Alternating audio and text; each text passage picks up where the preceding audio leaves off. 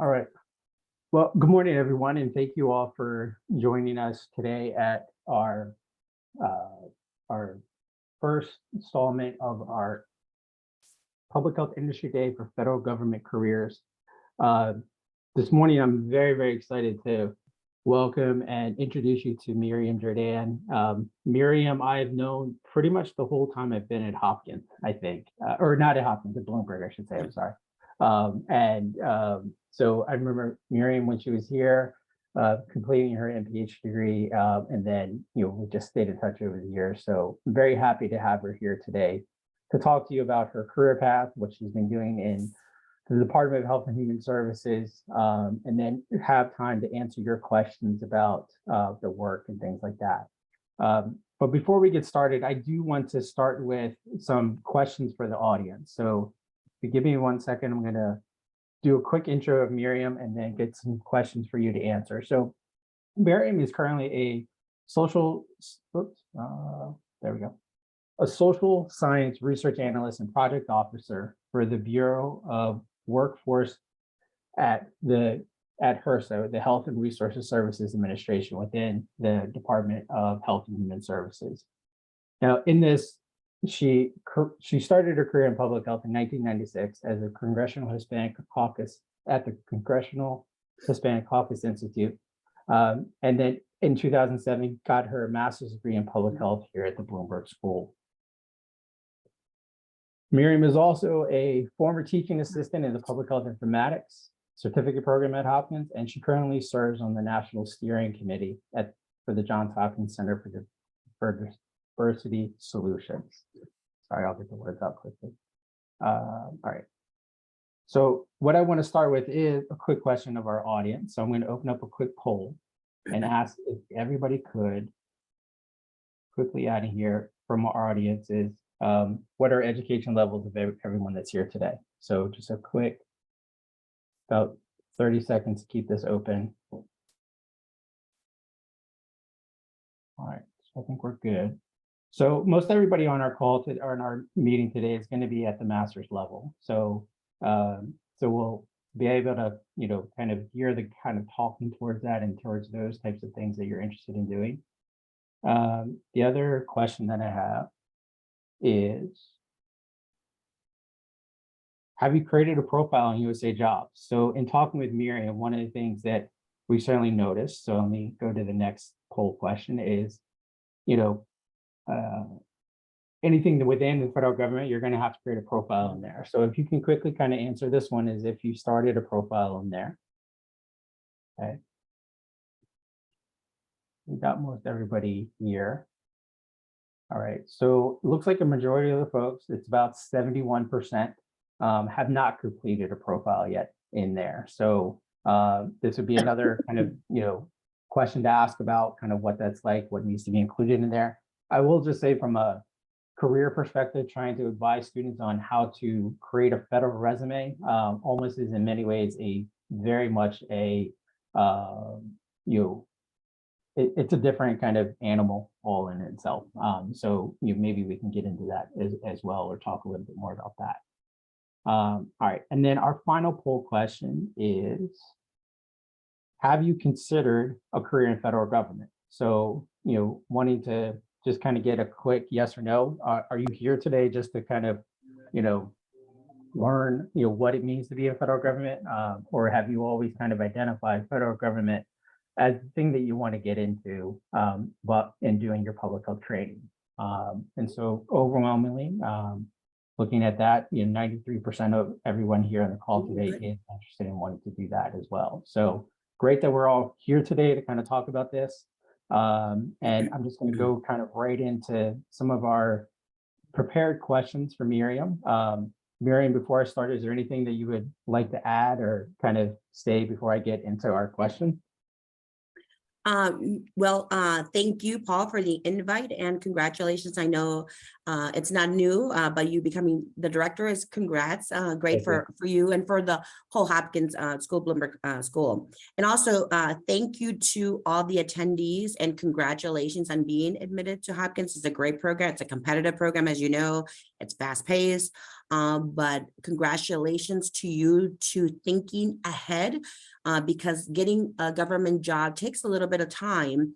I'll share lots of, blessings that I've learned through the government, but it's something you have to plan for. And I think with the help of career services and Paul, planning ahead is only going to bring you much more opportunities and joy and career success. So congratulations to you all for joining. Great. Thank you also. I appreciate you Yeah. giving me a quick shout out. So, all right, give me 1 second. All right, so let's go to our first question that we have is, so if you can kind of delve more into your career trajectory at the Department of Health and Human Services. So, knowing in your career that you've been there for, a number of different years and different things, I would love to have you share with everybody kind of what your career trajectory has been there. Yeah, no, thank you for that first question. And yes, I actually didn't know what public health was. I was actually a master's in social work student at BU, working with a nonprofit in Cambridge, working with women who are recovering from substance abuse. So doing public health work, social work, public health work.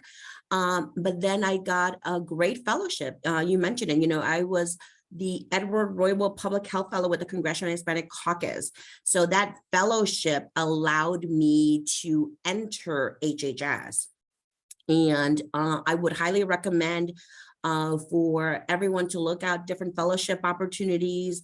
I know you're going to have a talk later on the ORISE fellowship. I know we in my branch have a new HRSA scholar. He shared with me yesterday that, he had applied, I think it was in May, and then got an offer in August. So again, his planning and patience too. So again, that's something to look out if you're interested in HRSA, the HRSA scholar. So I started off with a fellowship.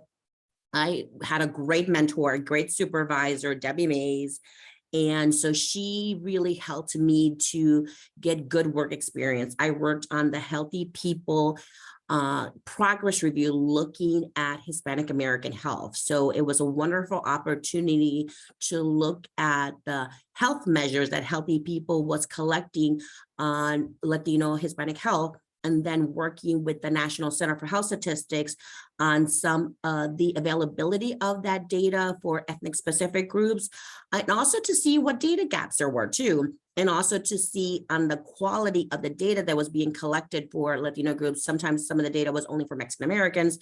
So, so it gave me that first project really gave me an opportunity to delve into, some data. So also, the writing, I had to write a 2-pager high-level progress report that I think is still online, so that information goes out broadly. So again, having a great project, a great supervisor who kept me moving forward. And actually, that's where I got to meet another Hopkins alumni, Olivia Carter-Pogres. She's a biostatistician. She was working in the Office of Minority Health, and so she was our liaison in the Division of Policy and Data. So I got to meet with her and work with her on that. So that was an exposure of really looking at something that I'm passionate about, Latino health, and also looking at data. So, so after that fellowship, I was very fortunate that I got a job offer. I wasn't a Fed yet, because it does take a little time. So my boss got me another fellowship. Association Teacher Preventive Medicine Fellowship. So I became a fellow through them. And then later I got converted into a career position. But that took a little time. So the importance of finding good supervisors, projects that you're passionate about and love working on is so critical. And I have encouraged lots of other mentees, create that US job profile, make a cert, get your foot in the door, something you're interested in, because once you get your foot in the door, then you're able to move around. I spent 8.5 years at the Healthy People Initiative. I learned so much. My second year, I was the Healthy People Consortium coordinator. So every year we worked to put together a stakeholder meeting. I love engaging with external partners. For Healthy People, when we were planning Healthy People 2000, we got lots of input, public comments on the different objectives, because we and that's where I learned about collaboration too. You know, we, the federal government, one office cannot do it alone. We need stakeholders, we need engaged individuals who are going to help us move the needle on some of these targets and objectives. So that was critical. So I got to do that for about like 3 years. I was a consortium coordinator. And then later, I was the lead for all the progress reviews. So it was an opportunity then to brief. At the time, it was David Satcher, our Assistant Secretary for Health, and Surgeon General, because we would have these progress reviews every month on the different subject areas, or sometimes cross-cutting. And so high level of preparing to brief our, you know, Ash, when he led these progress reviews, high level in terms of like writing talking points. So it really helped me to think at the highest leadership, how they would administer and facilitate that meeting. So being, I'm a detailed oriented person, but it pushed me to really think of the highest level. So that was a great opportunity. And then later, I got through another mentor. She was the senior advisor on women's health at ARC. She's no longer with us, but she got me a detailed opportunity at ARC to work again on minority health, because that was my passion. I got to meet Dr. Clarilyn Clancy there. She was the head of ARC at the time, and I did a 3-month fellowship. And it was a great opportunity to actually look at what all ARC was funding on minority health. And not surprised, Hopkins was the #1 in terms of the amounts of awards being received in doing work on minority health. And so that was a great opportunity. And then later I got recruited to work in the Office of Minority Health as a special assistant in 2005 to Dr. Garth Graham. And this was a time when electronic health records were being, mobilized. Mobile health was starting to grow. And the Office of the National Coordinator the year before had been established. And so he served on a lot of HHS, steering committees, advisory groups to him. And so I was a staff person, so really helping to look at the portfolio of how we use technology to reduce and eliminate health disparities, how we can use mobile health, now the growing telebehavioral health to provide services for rural communities. So that was a great opportunity that I got to work with him. Through my work, I had bridges to those offices, and people got to know me and my work and my quality of work. So I think that was really helpful. And then later, Dr. Yael Harris came over to HRSA to lead the Office of Health Information Technology Quality. Oh my gosh, another Hopkins alumni. I just realized that too. So she recruited me to work in her office. And that's where I got to work on a congressional report on HIT and health disparities, because again, she knew of my work. The contractor was RAND. It was great. If you're interested, we actually did a presentation at the medical school, myself and the contractor. And so that was another bridge there. And then later, through another Hopkins relationship, I moved on to the Office of Legislation at HRSA. And I spent 2 years there staffing a Senate Help Committee on workforce issues and one on the National Health Service Corps as a successful model. And then in 2014, I had never got grant experience, like monitoring grants. And so I applied for a position. It was a lateral. I took a lateral to come to where I am now. I'm in the behavioral and public health branch. And today I monitor 36 behavioral health workforce education training grants. I really enjoy working with grantees and helping them to be successful in training an agile and innovative behavioral health workforce that is so needed. So that's where like my different career paths, and it's always been through the projects of meeting people, of people then knowing my contributions and saying, hey, I need her on my team, which has been great. But I've had to apply for all the jobs, just like everyone else, on US jobs, make a cert list, get interviewed. And I will share, these last few years, I've actually been applying for lots of jobs for my next promotion. I get interviews, I get invited for like presentations and things like that. But I've not had met my promotion, but I'm still hopeful that it's out there soon. Great. Well, I kind of, in hearing you kind of say all of those different things, and I'm glad you kind of mentioned this at the end of it, it's that what you get noticed for is the work that you do, and then people will, say, okay, this individual is doing outstanding work. So there is always that thought of, obviously quality of the work you do is Yes. important, but it's also too, it is having the kind of, I guess, ability to be engaged in conversations with other Mhm. people in different agencies and doing that different type of, I mean, it's again the networking, but I always kind of students think about networking as a bad word. It's like, I feel like, but it's just relationship building. So it's like, Yes. that's the important thing that you're doing Yes. with all this. It's just building a relationship or anything like that. Yeah. No, agree, Paul. Agree. It's the relationship building and yeah, and that you can contribute and you can be a good team player too. You know what I mean? That you're a person who you're easy to work with, that you're dependable, accountable. So yes, agreed. Great. Okay.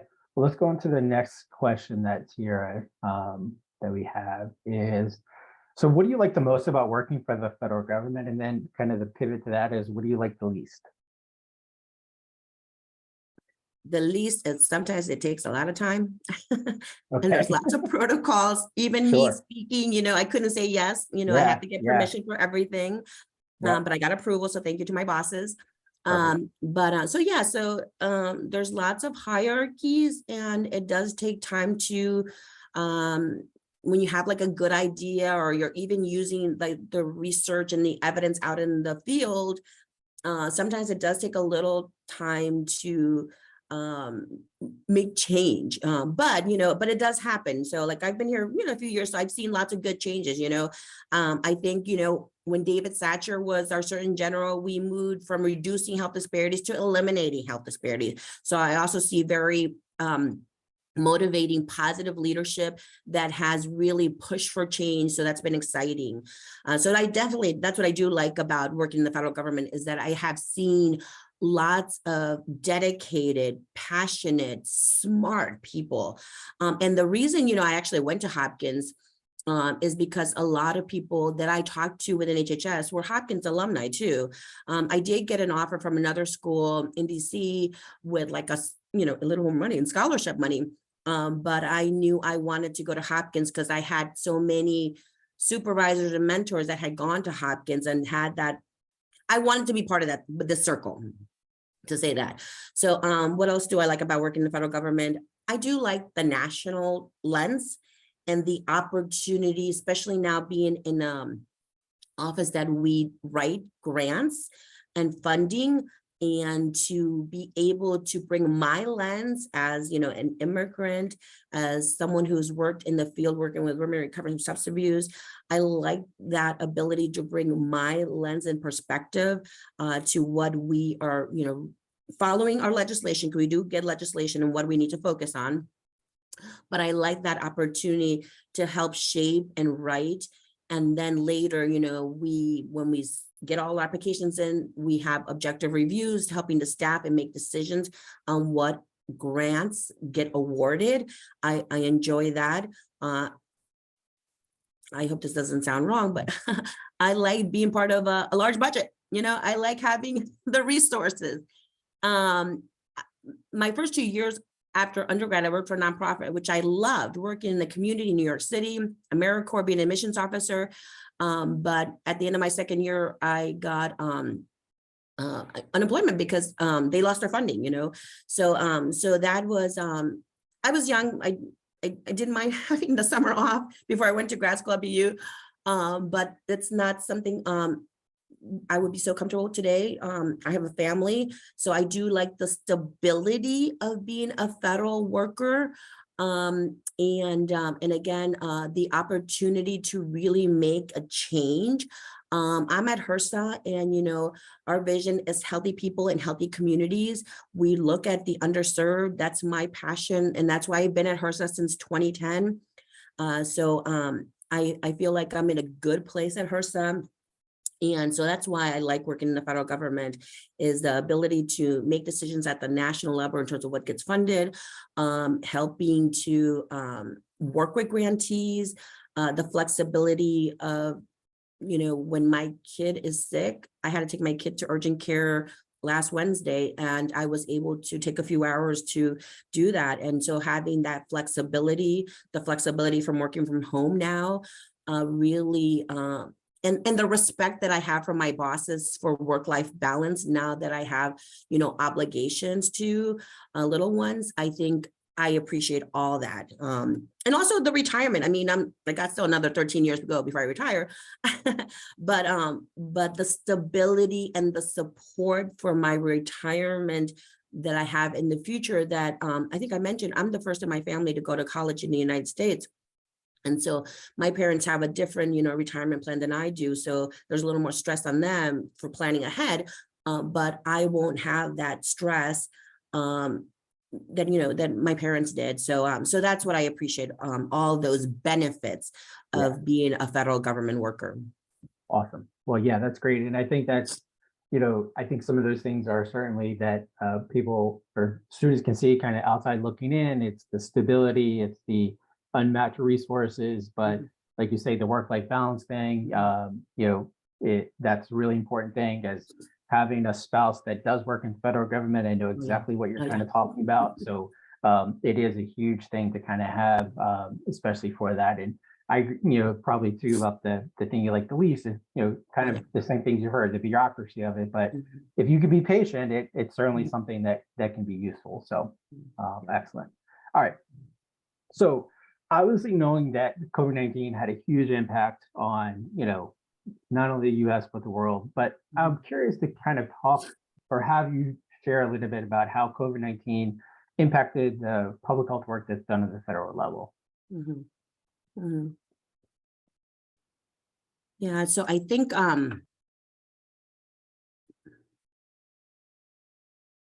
one of the things that I definitely noticed with my grantees is for some of them, their ability to transform their learning from in person to then online, and even some of their clinical services. Some had the ability to do behavioral telehealth services, and then also witnessing some grantees that could not place their students because they didn't have that infrastructure in place yet. So that's something that I definitely saw the challenge. And then we also saw the challenge, like nurses, and also a lot of behavioral health therapists, the burnout, the stressors on them. I know in the government, we as everyone, were for 3 months, 100% teleworking. And so, but then, for some of us who had kids, the challenge of then having kids at home was not easy. But I think this one time I forgot to mute my computer, and my son is yelling for, "Mommy, I want my pancakes now." And someone chuckled and commented like, "Oh, you better get those pancakes now." But staff, like, my colleagues began understanding, because some of them were in the same boat, or, you heard someone's dog barking, like, we get it, what I mean? So I think everyone's humbleness and humility and understanding and empathy, like really understanding that we all are juggling with different things at home sometimes, but still getting our work done. I mean, we were able to, still write NOFO, still, and actually, I was very honored to work with the public health report, and we did a special supplements for our behavior and public health branch grantees to submit manuscripts to talk about their work during COVID, during public health emergencies, and some lessons learned. So I'm hoping that will actually be published online this spring. I'll share with you, Paul, when it is. And we paid for public access so everyone can access the manuscripts and learn from our Division of Nursing and Public Health grantees on how they were able to, deal with some of the COVID impacted work on public health. So it was a struggle, but I think we all together moved forward to, again, get NOFOs out, response to congressional requests. We still were able to pivot and be supportive of each other when we, had to change our work. I mean, sometimes I know, actually, we were really fortunate too in the government, not just across HRSA, but across all the federal government. We also got 20 hours of administrative leave for every pay period. So I know originally before that came out, I was taking like sick leave in the afternoon because at noon, my kids wanted to, it was spring, March, April, May, they wanted to be outside. And it was hard for me to be able to do that. So I was able to like work in the morning, early in the morning, get my hours and get my work done. And then sometimes log in at nighttime then too, like if there was something that was due. So I had that flexibility for my bosses to allow that flex of my schedule. But then when that was allowed, I was actually even able to restore my sick leave that I had taken earlier. So that was very, generous of HR to allow that. So that they were very accommodating to us to allow that. And then that summer, daycares opened up. So I was able to allow all three of my kids to get back into, in-person daycare with masks, of course, but still. Right. Yeah. So that, I think that also impacted. Got it.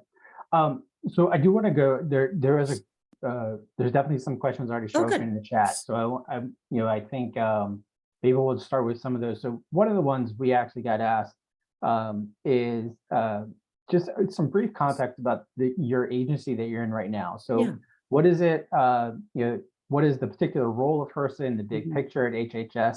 And what are some of the programs and areas that you work on there? Sure thing. So HRSA is a sub-agency of the U.S. Department of Health and Human Services under the leadership of, Javier Becerra, our new secretary. And so at HRSA, we are funding both in a Bureau of Health Workforce institutions and also like nonprofits for some para workforce development programs. But we also have the Bureau of Primary Healthcare, BIPIC, and they fund the health center. So I think that's what HRSA is mostly in the public known for, for community health centers, federally qualified health centers, lookalikes. So those clinics that really serve the underserved who don't have health insurance, who are maybe, migrant workers along the border, or who are immigrants to the area and don't have health insurance. So they're like the safety net clinics. We also have HIV/AIDS Bureau HAB, and they fund, all the Ryan White clinics. So for those who are working in the HIV/AIDS fields, you probably know the Ryan White clinics. So we fund, institutions to provide, care and treatment to individuals who are, testing for HIV or who are HIV positive, and how to continue to have a, a healthy, productive life with AIDS. We also have the Office of Federal Office of Rural Health Policy. So underserved, underserved in terms of like low income, no insurance, rural communities. That's a huge office, and that has been around for a long time too, and serving, rural clinics, rural hospitals.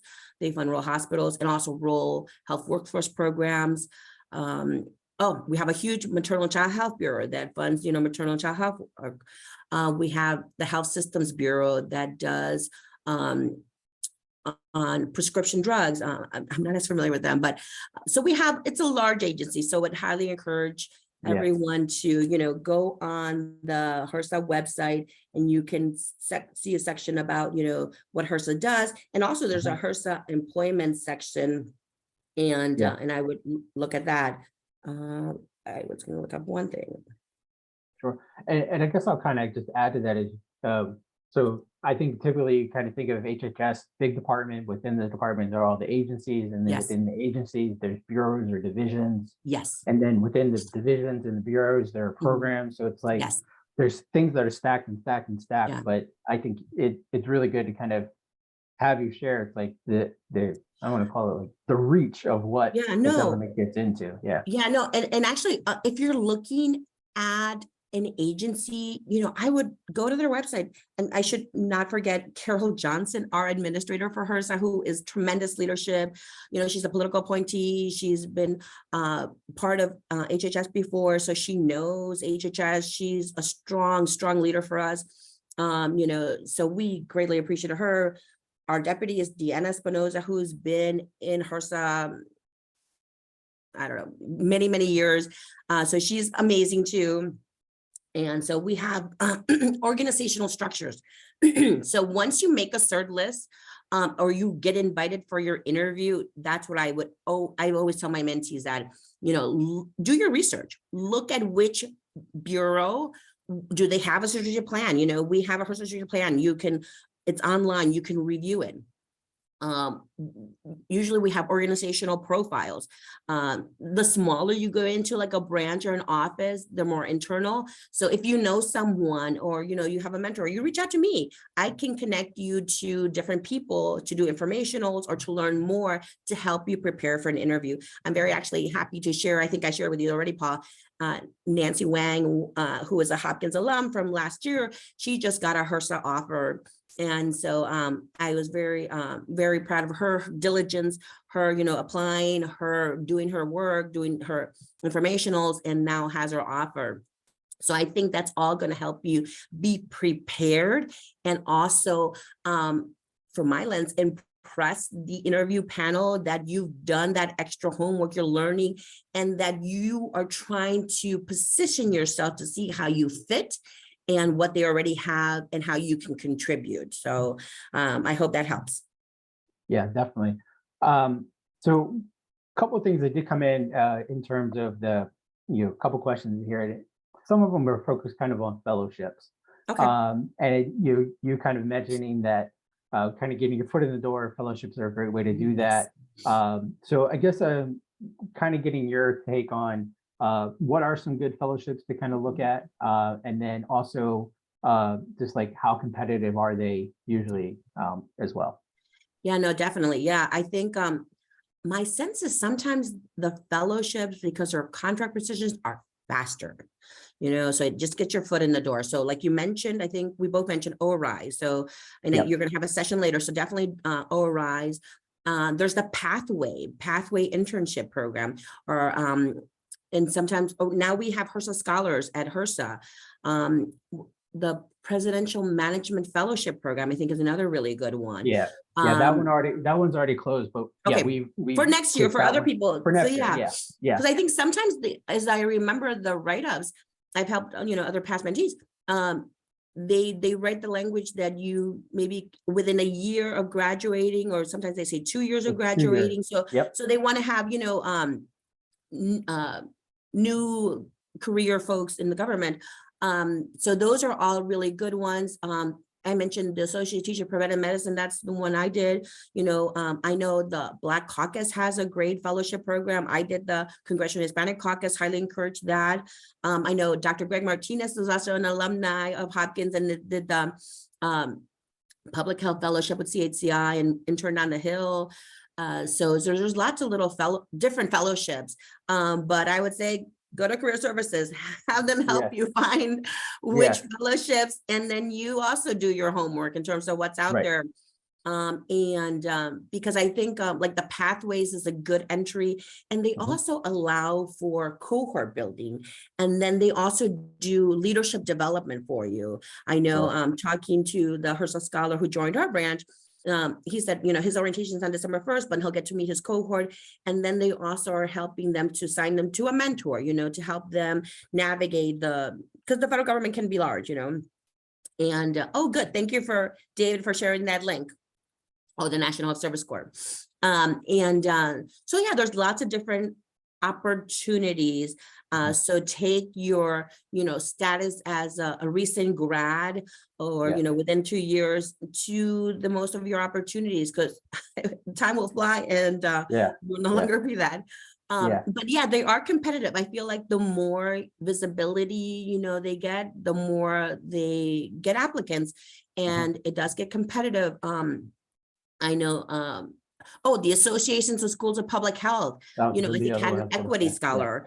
And then had a health policy scholar. I know Nancy interviewed, didn't get an offer at the end, but had a wonderful experience through that, So there's definitely looking at associations that offer, fellowships. That's what I would say is like, put your best foot forward, look at the deadlines, look at the materials for early on, look at the references that are requested, try to think, do I know someone who has an association with that entity who's given it, so therefore their reference will carry more weight or something, think of all that, trying to plan ahead as you're doing now, try to plan ahead then too for applying for those, so that you can have the most competitive application.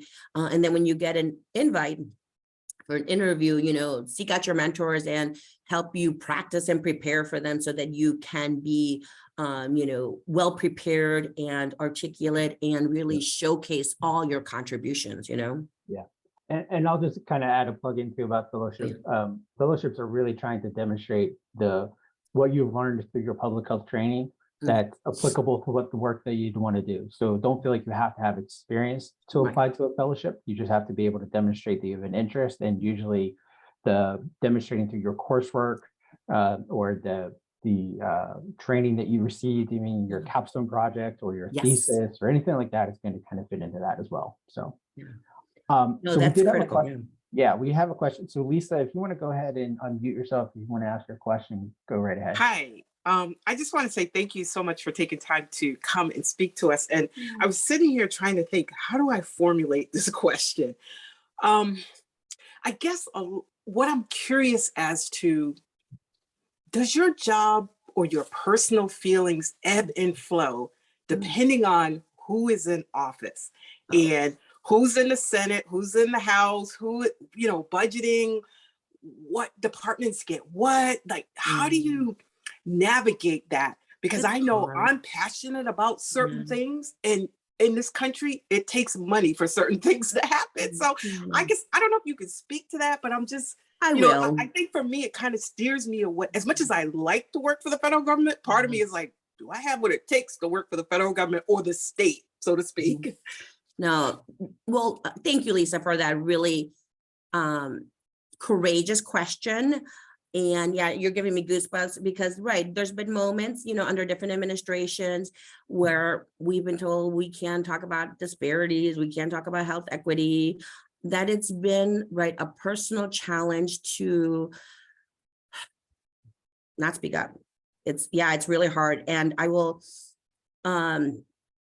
also acknowledge, we had another great Hopkins alum, Kamara Jones, who I hope some of you have heard speak before. She used to work at CDC, and so she got frustrated, and so she left the government. I haven't hit that point yet, and so one of the things that I also try to think is long term, that it's not gonna hopefully last, but it was a struggle. Again, I got a certificate in health disparities at Hopkins. I was a student under Thomas Leavies. It's like, I'm passionate about equity issues, health disparities. I worked in the Office of Minority Health. So during that time, it was not easy to, work under that leadership. But I think that's the challenge of working in a large federal agency, is that, I work for the government, and, and even sometimes some of our grantees are trying to provide stipends to individuals who are not citizens or who don't have permanent residence. And as much as I would love and want them to be part of the training, we are still a U.S. federal agency, and that's by law, we have to only provide stipends to those who are permanent residents. And so I have to say, no, that's not allowable. So there's some things that sometimes I have to say no, because I have to follow protocol. I have to follow what's the rules at work that that are not in line with my personal moral compass. But like I said, I try to think of future. And I have also seen people, leave the government during a short period.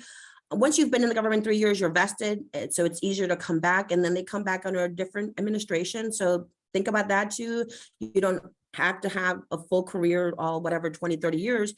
You can take breaks and you can go to, Helene Gale, another alumni. She left the CDC and went to the Bill and Gates Foundation. Again, some people just take different breaks. For me, I have not yet hit that that point, but it's not been easy, like I said, and like I said, even as I'm talking now, you're making me sweat a little bit because it's uncomfortable, but it's the truth. Yeah. Thank you so Yeah. much. I appreciate that. No, of course, yeah. Yeah. And that's a good thing too. It's like knowing yourself, what's going to make you a good contributor. And for me, sometimes I also say too, it's like, I don't want to give up. Like, then if I'm not the voice sometimes inside, even if my voice doesn't always get heard or get action on at that moment, there will be an opportunity. But again, I think that self-assessment is so critical, Lisa, what you pointed out, and knowing like what is going to make you thrive and like get up early and work really hard, or sometimes, work a little late on something that is so important and that is deliverable for work, So self-assessment is critical. Great. I think that's a great piece of advice. So we're right at the end of our kind of time, and I've been replying to some of the people in the chat that have left questions, and I'll be more than happy to share these with Miryam afterwards. But I do want to, in closing, just kind of leave you, Miryam, with any kind of like last bit of advice for students that are currently studying public health. They want to transition, make the steps from doing their public health training and getting into to work in the public sector, whether it's federal government, state and local government, anything like that. What would be your best piece of advice to give? Yeah, no, making the connections, and I would say try to look for alumni. So therefore you have something in common, you know what I mean? So that you can reach out. And then also, like you mentioned, the capstone, and then, remember, we get amazing training. I had so much knowledge learned from my biostats, from my epi classes. So I'm not a statistician, but I know how to be a critical thinker on some of the data. So think about, what you've learned. And Paul, what you were saying too about the fellowships, so how you can apply that for that opportunity that you're looking into. So the first thing is like, look to see where some of the alumni are working. And is that an agency or a nonprofit or on the Hill or a research academic institution or within Hopkins, that you want to stay and work. So making those connections. And because I feel like those people may be more, generous to give time to help you. And also, again, using that capstone, your most recent work of your writing, your logic thinking, your analytical skills, using that tool to demonstrate that you can make a contribution to whatever office you're looking at. And then, we already mentioned this, create a profile on US jobs, update your resume. So one of the things that I do have a challenge, because I've had so many years, I have a long 15-page resume, but then I fine tune it for each job. So if I'm looking at something maternal and child health, I only try to put my experience that most relevant to maternal and child health. So that's what I would encourage you all as you're building your resumes. Have one long one and then modify it for that targeted, for that specific job that you're looking at, for that skill set that you're looking at. And then once you, get invited to an interview, practice, ask for help, ask for Paul's help, career services or someone on staff there, to help you practice for an interview. No, you don't have to do it alone. You have a great institution that you've gotten terrific foundational training, academic training. You have career services to help you. So don't, and plan ahead. Don't wait till like the day before to do it. Be respectful of people's time. Everyone's juggling a lot. So trying to, plan ahead and seek out help so you can be the best prepared. And then when you're at the job that you are so happy for, don't forget to give back, become a mentor back to Hopkins. I still continue to be a mentor. Leslie Hernandez is my current mentor, a mentee. And although I learn a lot from her too. So again, really planning ahead, reaching out for help, and then giving back. Perfect. Thank you so much. Well, I guess with that said, I will, again, thank you for giving back. Thank you for, not only kind of sharing your time, talent, but also just your perspective on kind of what it's like. So I really hope everybody that joined us today really appreciated your time. I know I certainly did, and it was great to reconnect with you again and hear more about what you're doing. So thank you, everyone. I will just kind Thank of you. add, to make sure that the upcoming sessions that we have. So these are the ones that are scheduled for the rest of today. So feel free to join in. If you haven't registered already, please do make sure to register. Even if you can't attend the whole thing, we'll make sure to follow up and send you an email with the recording afterwards as well. So thanks, everyone. Thank you, Miryam. Best of luck, suerte. Ciao. Gracias. Bye-bye. Thank you.